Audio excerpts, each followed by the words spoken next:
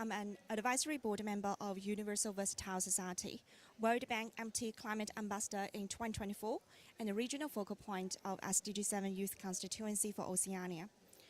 For starters, please allow me to extend our heartfelt gratitude for this opportunity to partner with CGIAR and FAO Pavilion during COP29. And I'm also sincerely sorry because we are running late, and I hope the waiting time is worthwhile for everyone.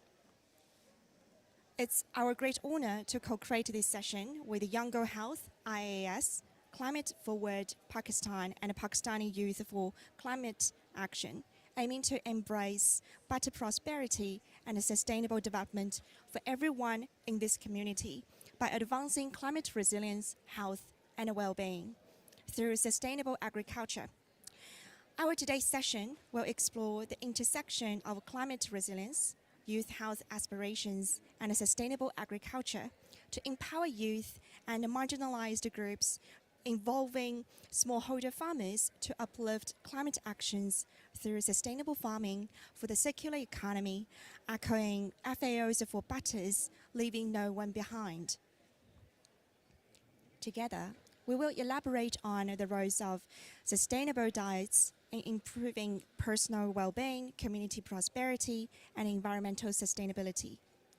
Concurrently, we will explore the effect of climate change on food production and young people's capacity to meet their health and fitness goals.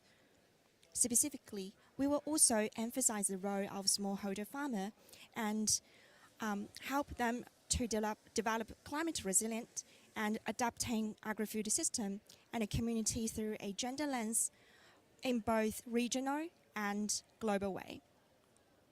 We are very privileged to invite youth panelists joining from across the world.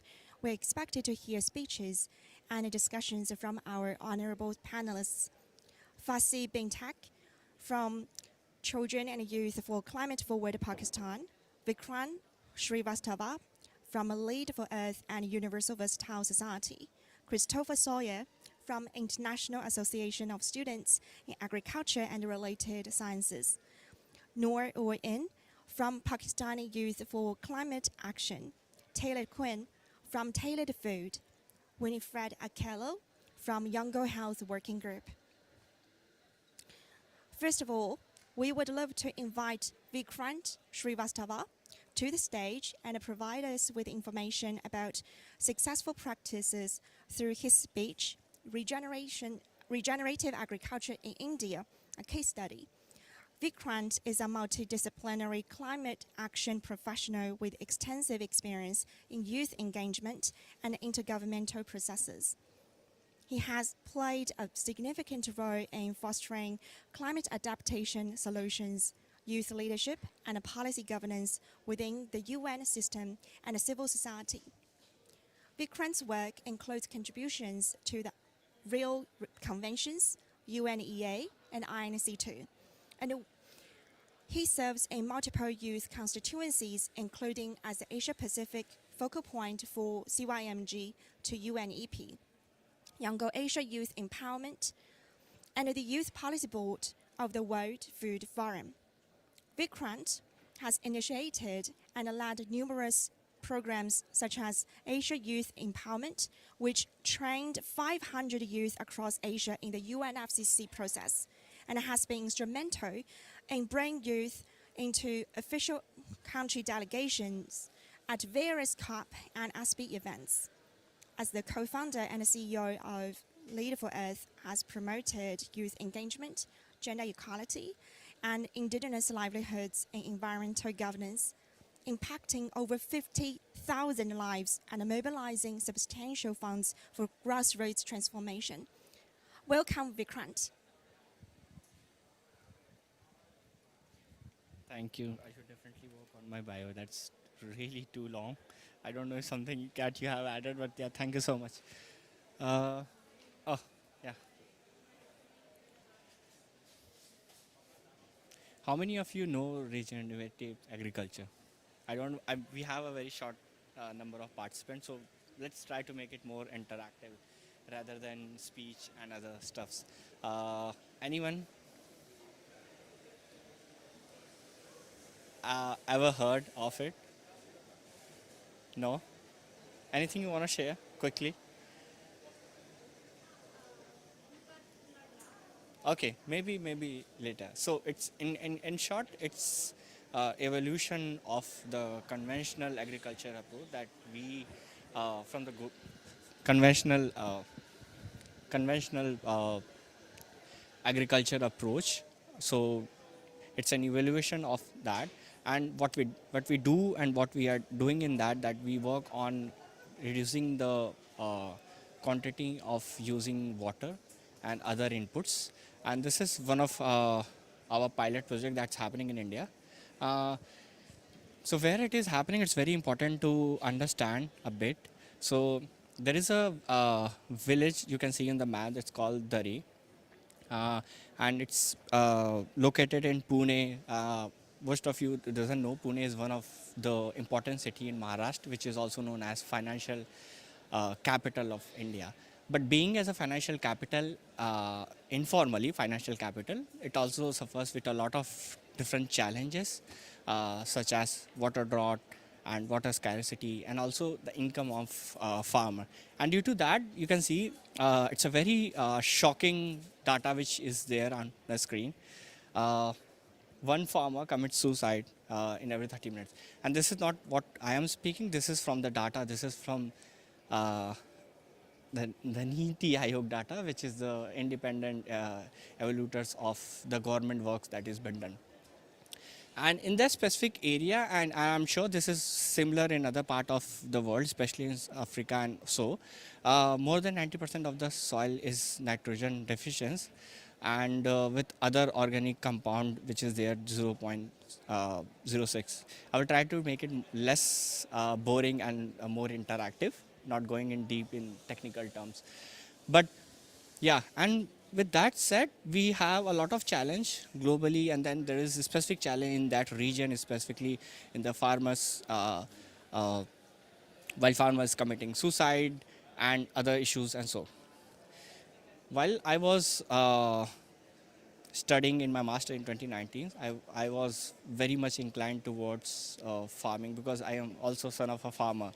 Uh, so I started traveling in India to understand a bit more what are the challenges, what is being happening right now, and how it is impacting in the community. So I met a family, and whose elder, one of his elder family member committed suicide, and the reason of suicide was he was not able to pay 150 USD. And I'm sure many of you have traveled from one part of the world at least 4 or 5 times of that. So imagine how bad the suffering is for the farmer. They are not able to generate 150 USD to keep surviving their family. So we started a project with the help of agro rangers, and from 2019, uh, we started collaborating with people's network. And this is me looking very weird right now. So this is mostly when I am on ground, and yeah, this is me sometime on corporate begging for money and so. So we started collaborating with a farmer, and here in the picture you can see Siddesh Sakore is one of the UNCCT Land Award winner for this year, and this is the first time India has received UNCCT Land Award for this project. And then this is Babu Bhai. We call him Babu Bhai. He's been practicing regenerative agriculture farming, nature farming for more than 30 years. So we were not knowing that, and he was doing it simply. And we went to him. We said that we have this an idea, this an innovation, and these stuff. He said, I'm already doing that from past 30 years. Why are you telling me? So I said, oh, amazing. Teach us then how to do it. And we started learning from him and other parts of the region. And we came across few of the challenges, few of the issues. And some of them, of course, there was financial big issues. And then other challenge was most of the farmer family, they do not have laborers because the younger generations, they are not willing to go and continue their occupations as farmer. So most of the time, the farming, the labor ended up to forcefully work by women, which you can see on the screen. So they are the one who works on the field, and then when they are coming back, they have to also work on the house for the other stuffs, and you already know. So these are the challenges we are doing, facing. And then we started a project called Sarini, and we started training the farmers from 17 years. Child labor in India is 14 years, just to me. So we started training the farmers from 17 years to 27, 28, and then we started working on educating them that you are, of course, the protector of the land, but you are also protector of the next generation farm. So you have to work with us. And while we are working with the local communities, while we are working with the local authorities, XYZ, they are the one who are the implementer. So we try and just did as a bridge for them to local authorities. And some of the works we did around these in projects here, which you can see we have working on farming practice and to incentivizes the cost. So we collaborated with the local initiatives and other program that's already been done. And with that, we in the past 3 years we were able to not the plant sapling 450. You can see it's a not very big number in the data, but these are the native plants. So at the same time, we are also securing the native seeds which are not left in India and also in the other part of the world. So that's there. And a lot of things that we have done till now, and it's been proven that we have trained more than 1,500 farmers and provided more than 25 training programs, planted more than 50,000 saplings with 30 species, which is very important. And this is a project we started with 80 farmers in 2021, and now we have collaborated with 2,000 farmers in the scale. And with that, we have also created employment for the women, and it was very tough to get them on board that the work that you are doing, it should be paid. So we have created employment for almost 10,000 of days for them.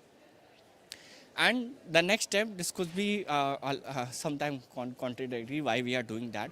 But we also wanted farmer to be an entrepreneur. So while we are working them, while we are providing local authorities information and other stuff, collaborating with innovation, and so we also wanted them to be a next entrepreneur. So we are working on few specific species that they can grow and they can be a next entrepreneur. And while we were learning with the Babu Bhai, we also bring him with us sometime. There's definitely a funding crisis, but we also bring him with us in other institution and other part of the India, while he can train other people.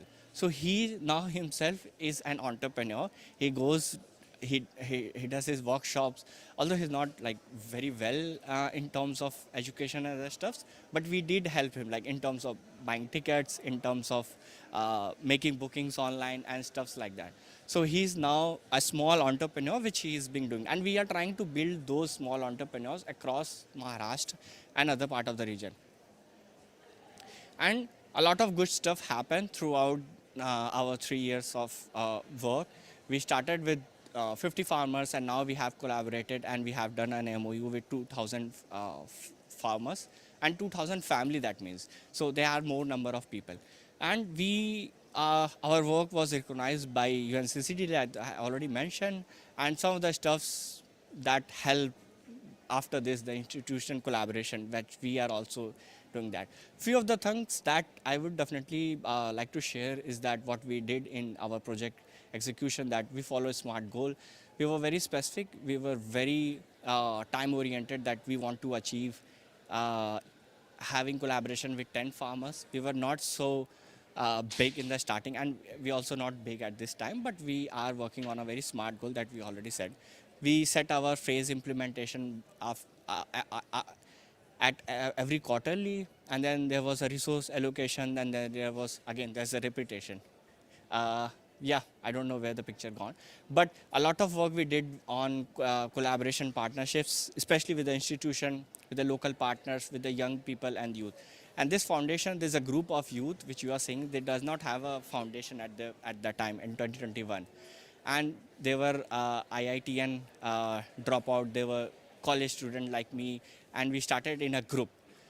And These 4 or 5 dropout students, they learn throughout the process, they form the NGOs, and they succeeded in some amount, and they receive a lot of achievement with that. And that's a innovation from my end. And yeah, thank you for listening. I'm very happy to hear your thoughts, and we are doing a lot of stuffs in that, and happy to share if you are doing something similar to that. If you think that there is something that we can work together in the future. Right now we have been partnering with other part of Africa, especially Nigeria, where we will be implementing this project.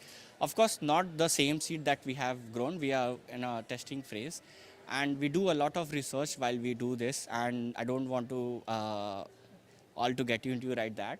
But after the side event, I will be standing here somewhere. But happy to collaborate with you and have a discussion more in depth in that. And thank you, Catalia, for wonderful introduction. I have the microphone. Thank you so much. I would love to let you keep the microphone for Raul because that's a very successful and inspiring story for sure. Okay, thank you so much, Vikrant, for your excellent presentation. And our next speaker is Christopher Sawyer, representative of International Association of Students in Agriculture and Related Sciences, IAS. Christopher Sawyer Bateman, USA National Director of the International Association of Students in Agricultural and Related Sciences, is working with students at universities across the United States to develop and promote sustainable food production and consumption projects and policies that align with the SDGs. The mission is to forge thriving national, regional, and global networks of eager young farmers, students, researchers, and industry young professionals who believe in exploring collaborative solutions towards climate change and food security. They strive to revolutionize our global food system, promoting a just, equitable, and accessible system for all people globally. Welcome, Christopher. The floor is yours. Thank you very much. As we said, my name is Christopher Sawyer Bateman. I'm the the United States National Director of the International Association of Students in Agricultural and Related Sciences. And today we're just going to talk a little bit about what EAS is, how I found food security, and I'm turning that around and kind of making it my vocation through my academic and professional careers. So EAS is the International Association of Students in Agriculture and Related Sciences. We're the largest collegiate agricultural association in the world, with over 10,000 active members in 50 countries worldwide. We have a unified goal in creating mutual understanding between young people across the globe to address some of the most pressing climate change and food security challenges of our time. And we bring together people and ideas to put our words to action with over 25 ongoing field projects, as well as a diverse offering of policy workshops and proposals that we deliver here at events such as COP.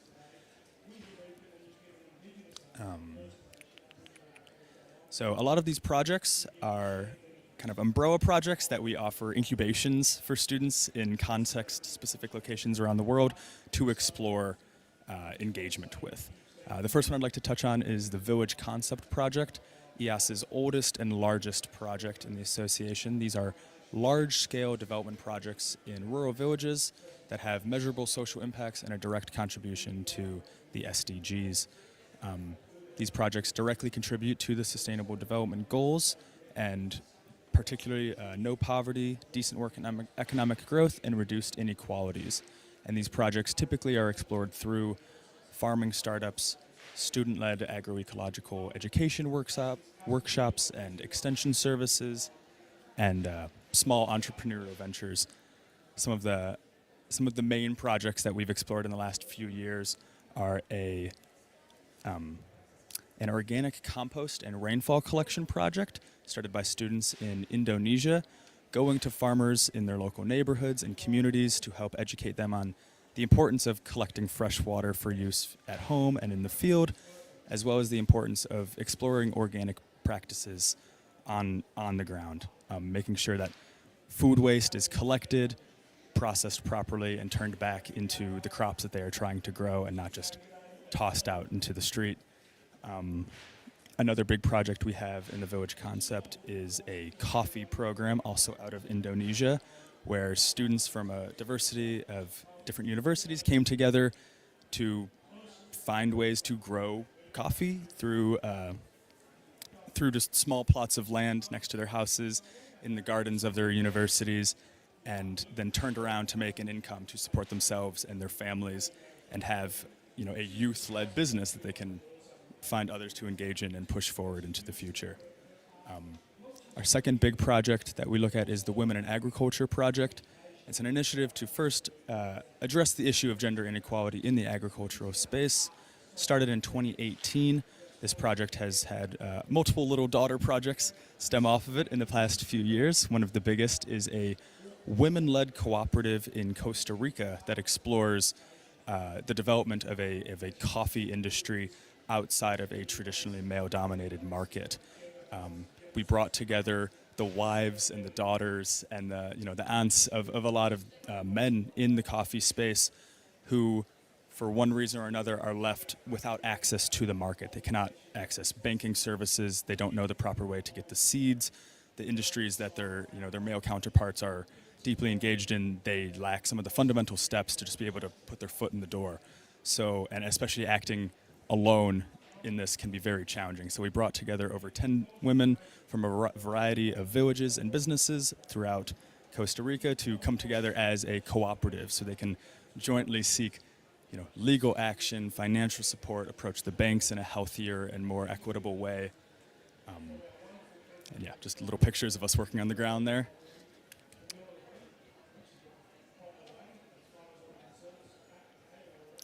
The third big project we have is the No Food Waste project.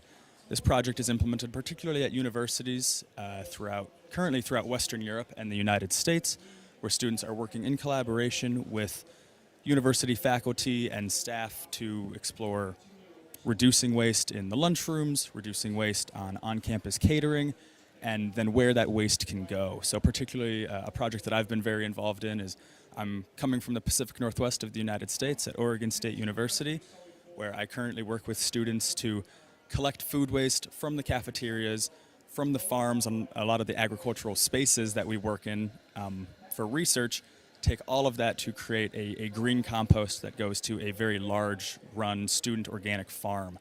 And that farm in turn feeds over 1,000 families in the Corvallis community of Oregon in the US as a form of a CSA. So we take waste all the way from the classroom and the campus to our farms back into the community and try to make a circular economic model out of what would otherwise just be a simple waste stream. And lastly, kind of our One Health project is a very large umbrella project where we offer education and extension services to students, to farmers, to industry leaders, to help them understand that despite the seemingly disconnected, the seeming disconnect between agriculture, clothing production, human health, animal health, all these things that seem to be kind of siloed, that it's a much larger One Health picture, that the health of you and I is the health of our communities, is the health of our countries, and those all need to fold together to have a integrated collaborative approach to solving food insecurity and climate change. And some of these One Health projects include, as I said, they look at all of these SDGs down here and bring together, a recent one we did was a collaboration between the United States and Indonesia, looking at the differences between what food security is in Western US versus Eastern Indonesia, and how students can approach looking at ways to make themselves healthier, find better resources for food, et cetera, et cetera. But yeah, that is my time. And as we move into the future, just looking forward to further opportunities to collaborate and points of synthesis to bring together youth in a wide array of contexts from around the world to tackle the wicked issues of food insecurity and climate change. Thank you very much. Awesome. Thank you so much, Christopher. Actually, sometimes we do need to have the similar system thinking skills and also to connect all of these SDG goals together so that we can find more synergies other than trade-offs to realize our dreams together. So we are going to embrace another excellent topic related to Pakistan. So I'm going to welcome Fasi bin Tariq from Children and Youth for Climate Forward Pakistan. He is a UNICEF youth delegate from Azad Jammu and Kashmir, AJNK. He is a core team member of Climate Forward Pakistan. So my question towards him is why you believe regenerative agriculture is so important to transform our current agri-food system and also to boost health, resilience, and everything around that, like all ecosystems. So the floor is yours. Thank you. Hello, everyone. My name is Fasibin Tariq, as you have all heard in the introduction. My work back at home is basically more focused on advocacy related to age and gender. But what I'm going to talk here is has a broader context, but it is very relevant to what the situation is prevalent in Pakistan, basically, and at large, and it is very noticeable at large in whole of South Asia. So, first of all, thank you for such an excellent question, because I believe that when we talk about agriculture, it is very relevant to health and well-being. It is very relevant that uh, how it feeds into the unsustainability of the current world. So, for example, taking off the conversation from what is happening in Pakistan right now is that a major a major input to the air pollution today and carbon emissions comes from the agricultural waste that Pakistan that in our country is burned in order to move to the next cropping of the next uh, uh, okay, so I hope you could get the point. So for that reason, we believe that in our country, according to some estimates, 98% of workers in the agricultural industry are basically women. So when we talk about sustainability, we need to understand that unsustainable practices can lead to not only food insecurity, but it can also lead to the insecurity and the disproportionate effect on the women, on the children, because as it was mentioned earlier here by a fellow speaker, that it is basically the woman's responsibility in our South Asian communities that they have to work on the fields, and then they have to go back and do all that domestic chores.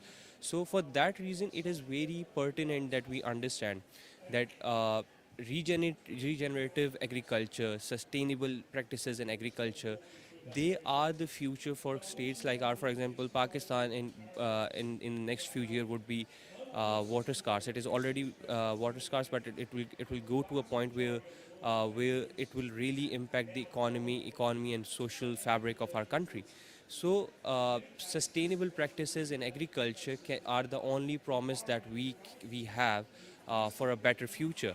So, in that context, what I believe is important in Pakistan is that our governments, our stakeholders, they need to come forward with aiding initiatives like yours and the one presented before, so that the people in Pakistan and at large in the whole world, they can basically benefit from these sustainable practices. It can eventually lead to a better secure future for us all.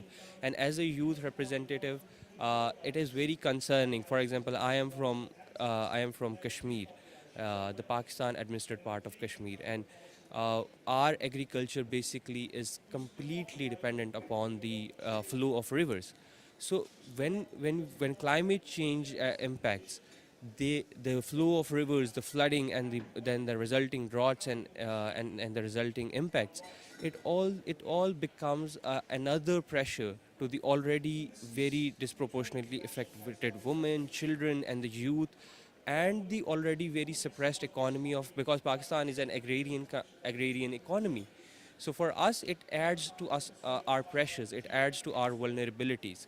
So this was something that I really wanted to highlight at this forum, and thank you so much for the opportunity. And I would basically see the synergy in this context. Thank you so much. Thank you so much. So our next speaker is Taylor Quinn. Taylor is a founder of Tailored Food. He has worked across a range of organizations, including UNICEF, the UN World Food Programme, the World Bank, Save the Children, Mercy Corps, Impossible Foods, and Unilever over the last 8 years. He moved to Liberia during the Ebola outbreak and used his background as a food anthropologist to build a librarian-owned business that produces nutritious, low-cost, delicious food for consumers in extreme poverty. He has since taken this model to work in 30 countries, from Haiti to Congo, while also scaling up his approach in leadership role with UNICEF and the UN World Food Programme. Welcome, Taylor. And today we will hear his story behind the screen. Nutritious, low-cost food for everyone, everywhere, not only possible, but profitable. Thank you. Wonderful. Thank you. Can you hear me okay? Hello. Yes, Taylor, we can hear you. Wonderful. Well, firstly, I apologize that I can't be there in person this year for COP. I've been focused on some of my UNICEF work in Eastern Africa, and so haven't been able to be in Baku. But I hope all is going well for those in person, and would love to connect afterwards with anyone. So yeah, and thank you to the team for organizing this side event. Great, wonderful. So I run a small little organization called Tailored Food, and our focus is really at the intersection of the fact that in our current day and age, in 2024, households and humans, whether they live in rural or urban communities, they aren't necessarily looking to consume farm fresh foods, at least not all the time. People are looking to consume convenient, affordable, really tasty, but foods that are generally more processed than they were in past generations. And so the work we do, we take regenerative, sustainably grown crops, and we transform those crops with our partners into the convenient, ready to eat, tasty and affordable food products that also are really healthy. So would love to share a little bit about the work we do. The next slide, please. So all of this started when I was living in Liberia back in 2015. And I saw kind of the gap in the market I saw is that there's tons of organizations working on sustainable farming practices, but then households, including in agricultural communities, were struggling with malnutrition. And kids were often dying of malnutrition at home, and receiving reactive treatments to malnutrition, but affordable, nutritious food was not available in local markets. Next slide, please. And so, these are the types of products that are available, again, not only in urban communities, but also in rural communities in the context where I work. The same type of processed and packaged food that you may see elsewhere. Next slide. And so at Tailored Food, we take a kind of four pillar approach to our work. We design food products with local partners and the world's biggest food system institutions, foods that are nutritious, delicious, affordable, and local. And delicious means delicious depending on someone's culture, right? So what's delicious in the context of Central Congo versus Haiti versus Brazil versus Thailand versus Somalia, that means different things in different cultures. Next slide. And so the three kind of core things we've learned over the years is that, kind of our core principles are that moms everywhere really care about their own health and the health of their families, and that selling nutritious food products to the lowest income households is actually profitable. So our core thesis is that it's both profitable and very much possible. to sell healthy and really delicious food to the lowest income families. Again, whether that's in Liberia during Ebola, in Congo, a banana leaf wrapped protein bar, you know, Haiti, et cetera, et cetera. Next slide. And so we do this work. We started this work just working directly with grassroots entrepreneurs at a small scale, but then over the years started getting interest from the larger food system organizations out there, again to try to go beyond just working on agriculture and producing good quality crops, to actually transforming those crops into the food products that people want to eat, whether that's protein bars or biscuits or kind of ready to eat porridges or whatever other forms are culturally relevant. So we do that work today with partners like the Gates Foundation, World Food Program, UNICEF now in 28 countries, and sometimes food companies from Unilever to companies in the alternative protein space like Eat Just and Impossible Foods. Next slide. And so, we really pride ourselves on working, and this is what I've been doing the last few weeks in East Africa. We really dive deep into communities, again, urban, peri-urban, and rural communities, to understand what does a farming family want to eat? What are the time poverty challenges facing mothers in agricultural communities as well as urban communities? What foods are kids excited to eat? And then we work to develop food products that align with those hope streams and desires. And so in just a couple product examples, in Liberia, in West Africa, we've taken, agricultural ingredients that are sustainably grown like cassava, coconut, sesame seeds, forest harvested palm oil, and we have transformed that product into a fermented and flavored cassava-based porridge that has been sold for many years now in the Liberian market, both directly to households and then into school lunch programs. Next slide. In Congo, we've worked with 160 women entrepreneurs, 7 of which are pictured here, but we've built a model that's scaled out rather than scaled up. So rather than build a giant factory in Congo, we've built 16 micro factories across Congo at the community level, where 160 women entrepreneurs are producing a product. If you go to the next slide, are producing a product called Mampala Pinda. Mampala Pinda is basically a banana leaf packaged protein bar. That's a product indigenous to Congo. It's been in their food system for for at least no one knows exactly, but at least hundreds of years. And it's quite tasty. And yeah, so we're working with 160 women entrepreneurs to produce the product at scale now.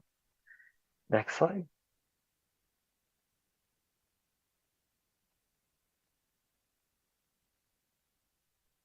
Yes, that's the product in Congo. Again, it kind of has all the profile of kind of a modern day chocolate bar, but it's based on kind of indigenous Congolese recipes, and packaged in banana leaves rather than plastic, and it's produced, without the use of any electricity at the community level. Next slide. In Mozambique, we produce nutritious low-cost nut butters. Peanut, cashew, and other things. Next slide. And in Cameroon, we work on a nutritious low-cost porridge product, again, made 100% with locally sourced Cameroonian ingredients, produced by female entrepreneurs, and an affordable and tasty product. And the way, we develop healthy food products, but then we don't necessarily market them as healthy food products. We market them as cool, fun, tasty, affordable food products. And we do that with, organizing football matches, brand ambassadors, music concerts. We paint walls and houses with branding, all the things that a big food company would do to market a product and build excitement. But we try to do that with nutritious food. Next slide.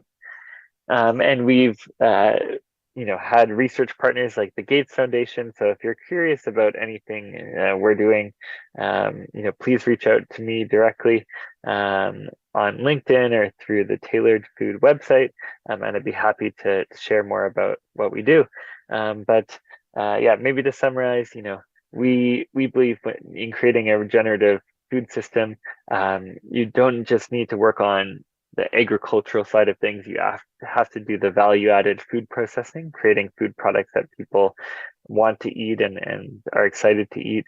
So that's the aspect of the value chain we play in at Tailored Food. So yeah, happy to share our learnings as far and wide as possible. And thank you to the organizers for the opportunity to share a little bit about what we do. So much, Taylor, for joining from Canada, and we will definitely join you to prevent all of these bad things from happening all the time, and including stop hunger and also fight against poverty. So last but not least, I would love to welcome two female panelists to come to the stage. One is Noor, the pioneering biotechnology from Pakistan, and the other one is Winifred Akello from Younger Health and Food and Agriculture Working Group, to come to the stage and also convey the key messages from your speeches in just 1 to 2 minutes. Thank you so much.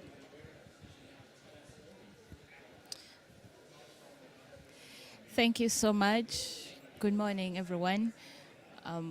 Thank you, moderator, for this opportunity. Today, being the Youth Day at COP29, I want to talk about the role of youth in driving sustainable agriculture. But I'm not going to talk just as a representative of the youth. I'm going to talk as a believer in our generation to drive wonderful change in sustainable agriculture. Our, our generation as a believer in a future where no one is left behind, a future where our food system nourishes all people, and where resilience thrives in the face of the climate crisis. Agriculture is the heart of human survival, as we have seen in the previous discussions, whereby it feeds our bodies, as the previous presenter has done it, and sustain the economies of many people in many developing countries, and also connects us deeply to the environment. So, but then in this changing environment of climate change, agriculture is under threat. We are seeing biodiversity loss, soil degradation, water scarcity, which threatens food security and the livelihoods of many people. And then also we're seeing unsustainable agricultural practices, which are contributing to food insecurity, as we have seen as well, malnutrition and increased spread of zoonotic diseases. And in many of our areas across the world, agriculture is often seen as a low thing for a low man, like it's a last resort, like for someone whereby like life has done something bad to them. But then there's always hope there's always hope, because youth are like the world's largest population now, and with us youth, and agriculture has the potential to feed this growing population of youth and employ them as well. So there is a strong need to unlock the potential of agricultural ag sector by ensuring positive transformative mindset and meaningful youth engagement in the agricultural sector. Because by engaging youth, it helps us to strengthen the food system, it feeds the community and provides employment opportunities to these youth.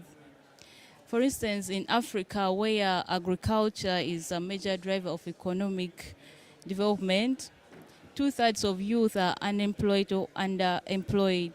And youth engagement in agriculture ensures the continuity of agricultural practices across generations. Because from some photos that I saw in the presentation, most of the farmers there were old people.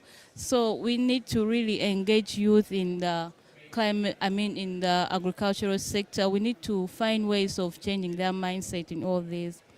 And then also youth engagement in sustainable agriculture creates more economic opportunities as we have seen.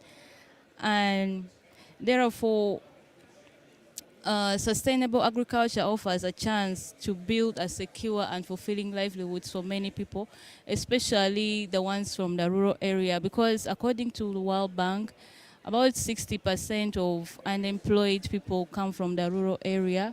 So agriculture, sustainable agriculture is a way of giving them employment opportunities. And the best part of it all is that the youth of our generation are environmentally conscious, and therefore engaging them in sustainable agriculture nurtures a sense of environmental stewardship, which is critical for the long-term health of the ecosystem.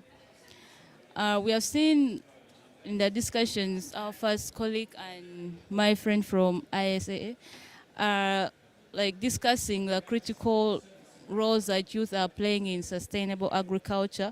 They are pioneering climate smart agricultural practices across the globe everywhere through technologies and utilization of nature-based resources. Our youth have underscored that sustainable farming is not an option, but it's a necessity to reduce the greenhouse gas emissions, preserve biodiversity, and enhance productivity across all the value chains. Our youth are championing practices like we have seen agroecology, regenerative agriculture, and these practices not only boost the hills, but also restores a degraded ecosystem. So through our voices, social media campaigns, and grassroots activism, we are relying communities and governments to prioritize sustainability over the short-term goals. Our youths are transforming science and technology into practical tools for agriculture. They often bring new perspective, and they're always eager to learn and be innovative. Like in Uganda, I come from Uganda, Africa, so I've witnessed like young entrepreneurs developing apps which link farmers to buyers, and this one like it helps reduce like the post-harvest losses because farmers are always open to the market. Yeah. And also for us, we believe in the power of inclusivity. So we are always committed to empowering marginalized communities, especially women and the indigenous people. As we have seen the first presenter who presented where they were, how they empowered women in their area, because women are disproportionately affected by the climate change and as well inequities. So youth really try their best to bridge this gap, to make sure that no one is really left behind in all these issues that we are facing. So I'm a veterinarian and a One Health advocate and for sustainable agricultural practice as well. So I call upon everyone in this room to adopt a transformative adaptation mechanism, especially in regards to livestock, because me as a veterinarian, I've really witnessed how livestock is so critical in the lives of many people. Like whereby it's not only about livelihoods, it's like their life. They treasure it so much. So we need to recognize our connectedness with animals, with the environment, and the crucial role that livestock play in restoring the ecosystem. So we need to stop the blame game, that we need to embrace like radical interdisciplinary collaboration. So we need to stop collaborating to bring others down, but then collaborate to bring others up, and see like how to work together to bring up mechanism that can help to improve, like reduce the emissions, how we can live with these animals in harmony instead of saying no to this and yes to the other one, because we found all these animals on our planet. So we need to look for transformative solutions to that can protect all our health. Uh, as I conclude, sustainable agriculture is not just about food, it's about climate resilience in the face of a changing climate. So youth engagement is so crucial in all this. Thank you so much.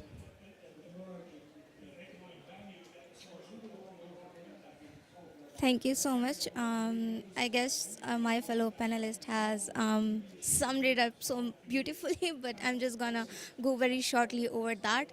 Considering the dynamics of Pakistan uh, nowadays, much of the agriculture land is being converted into townships, like it's been urbanized, and much of the crops quality is being compromised just for the sake of quantity.